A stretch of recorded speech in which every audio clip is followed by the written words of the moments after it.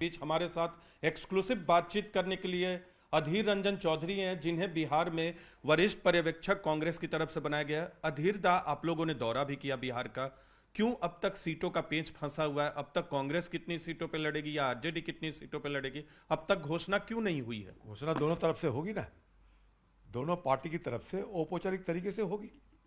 इसमें कोई आपको हैरान होने की कोई कारण नहीं है। इतने बड़े महागठबंधन है, सारे चर्चा की तो जरूरत होते है ना।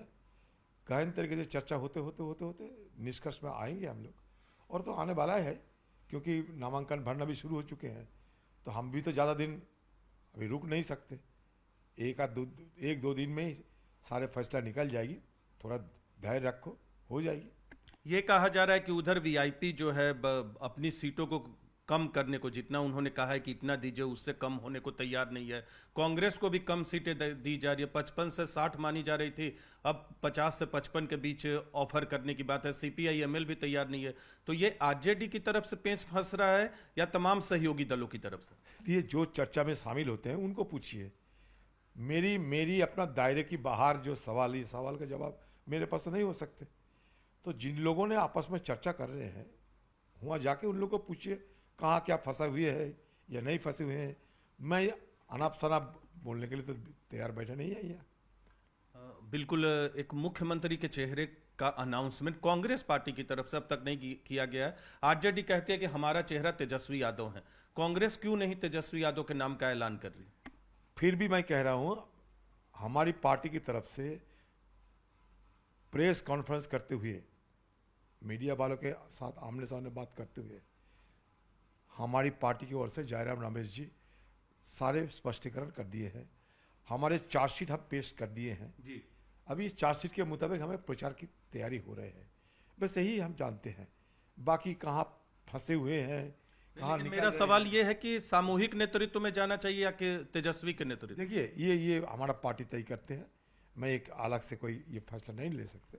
हमारे पार्टी निर्णय लेंगे और वो निर्णय सही निर्णय होगी। आप थोड़ा समय की इंतजार करो और देखते रहो। किन किन मुद्दों के आधार पे मौजूदा सरकार को आप लोग घेरेंगे, आपकी पार्टी और आपका गठबंधन? हमारे सारे चार्जशीट पढ़ लिया जाए। बिहार सरकार की आज हालत क्या है। बिहार हिंदुस्तान में एक फीसदी सूबे की हैसियत से मानने लगे गए हैं।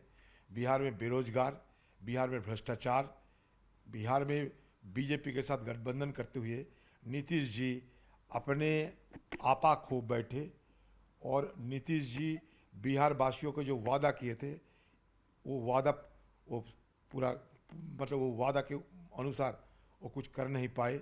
और नीतीश जी की जो छवि थी वो अभी आम जनता की निगाह में तार तार हो चुकी है। अब अंतिम सवाल करूंगा दादा आपसे कि उधर एनडीए में भी खबरें आ रही है कि आज हो सकते उनकी सीटों के तालमेल का ऐलान हो जाए। क्या आपने जो कहा कि 1-2 दिन में आप लोग का भी हो जाएगा, तो क्योंकि नामांकन की प्रक्रिया की शुरुआत हो गई है पहले चरण के लिए, तो हम इस बात की उम्मीद करें कि अगले 2 दिनों में सब चीज फाइनल हो जाए? मुझे तो लगता है बड़े जल्दी से ये होना चाहिए और होगा भी। प्रयास में सारे रथ है, काफ़ी प्रयास में सारे रथ है। दिन एक के बाद एक चर्चा में शामिल होते हैं हमारे नेतागण। लेकिन सीट की बंटवारे जो लोग करते हैं, जिन नेता लोगों पर जिम्मेवारी सौंपे गए, उनसे पूछिए, क्योंकि ये मेरे दायरे की बाहर है सारे। बिल्कुल, तो ये थे हमारे साथ बिहार में कांग्रेस के वरिष्ठ पर्यवेक्षक अधीर रंजन चौधरी। साफ कह रहे हैं कि बिहार विधानसभा चुनाव के मद्देनजर बीजेपी और उसके घटक दलों के बीच जो बातचीत चल रही थी, खींचातानी जो थी, वो लगभग अब खत्म हो चुकी है। मैराथन बीजेपी की मीटिंग और बीजेपी अध्यक्ष की मुलाकात के बाद घटक दलों के वरिष्ठ नेताओं से अब इसके बाद कितनी सीटों की आशा है, हम यहाँ पर लोक जनशक्ति पार्टी के बिहार के प्रधान महासचिव संजय पासवान जी से बात करते हैं। संजय जी, अब कंफ्यूजन क्लियर हो गया है? सब क्लियर हो गया, सब कुछ ठीक ठाक है। हमारे नेता आदरणीय श्री चिराग पासवान जी और एनडीए के भारतीय जनता पार्टी के वरिष्ठ नेताओं से मुलाकात लगातार हुई है। सब सम्मानजनक है और जो कुछ थोड़ा मोड़ा बचा है वो सब क्लियर आज से सुबह तक सब हो जाएगा। यही सवाल हम आपसे पूछ रहे हैं, 20, 22, 24, 27 मैं संख्या बताने के लिए अधिकृत व्यक्ति नहीं हूँ। बिल्कुल। आदरणीय राष्ट्रीय अध्यक्ष श्री चिराग पासवान पार्लियामेंट बोर्ड भी है। बिहार पार्लियामेंट्री बोर्ड और सेंट्रल पार्लियामेंट्री बोर्ड ने उनको अधिकृत कर दिया है। जो भी फैसला लेंगे और संख्या की जल्द ही जानकारी आपको दी जाएगी। जो भी फैसला लेंगे बिहार पार्लियामेंट्री बोर्ड को और सेंट्रल पार्लियामेंट्री बोर्ड को ये मंजूर हो जाएगा। लेकिन हम क्या कह सकते हैं कि सारी चीज़ें जो आपको कम्युनिकेशन कुछ तो मिला होगा पार्लियामेंट्री बोर्ड की मीटिंग के बाद और जो आपके जो नेता हैं कि अब जो सीन है, तस्वीर है, क्या साफ हो चुकी है? बिल्कुल साफ हो चुकी है। कुछ जो थोड़ी मोड़ी कमियां हैं आपस में बैठकर उसको जल्द ही, अभी बैठक का दौर चालू है। एक आध सीट पर जो आदरणीय नेता श्री चिराग पासवान जी चाहते हैं कि हमारे सभी कार्यकर्ता को हम लोग उसमें समावेश कर सके, तो एक आध सीट पर वो जो चल रहा है वो सब भी क्लियर हो जाएगा। तो कब तक एनडीए की फाइनल सीट शेयरिंग अनाउंसमेंट होगा? हमको लगता है कि आज शाम तक में, रात तक में हो जाना चाहिए, नहीं तो कल तो क्लियर हो ही जाएगा।